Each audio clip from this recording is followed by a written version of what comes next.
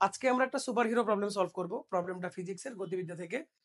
তো তোমরা দেখো এখানে একটা চিত্র দেয়া আছে যে ৮০ তলা বিল্ডিং থেকে একটা মেয়ে পড়ে যাচ্ছে, যাকে বাঁচানোর জন্য একজন super hero 4 floor per second মানে সেকেন্ডে ৪টা করে ফ্লোর উপরের দিকে উড়ে যাচ্ছে।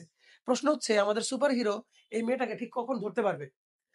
তো প্রশ্নটা সলভ করার জন্য আমরা একটা কাজ করি। ধরে নেই যে সুপার হিরো এইদিকে জাস্ট এক্স দূরত্ব বা এক্সটা ফ্লোর অতিক্রম করে। তাহলে আমাদের মেয়েটা কতটুকু কয়টা ফ্লোর অতিক্রম করলো? 80 মাইনাস এক্স। মেয়েটা অতিক্রম করলো 80 মাইনাস এক্স, আর আমাদের সুপার হিরো হচ্ছে এক্স। এখন 80 মাইনাস এক্স ইকুয়াল টু হবে হাফ জি টি স্কোয়ার, কারণ ওর ক্ষেত্রে কিন্তু ইউ এর মান 0। অন্যদিকে সুপারম্যানের ক্ষেত্রে বা সুপার হিরোর ক্ষেত্রে এই এক্স এর মানটা হবে ইউটি মাইনাস হাফ জি টি স্কোয়ার, যেহেতু সে গ্র্যাভিটির উল্টা দিকে যাচ্ছে। এখন যখন আমরা দুটো জিনিস যোগ করবো একটা চমৎকার জিনিস হবে।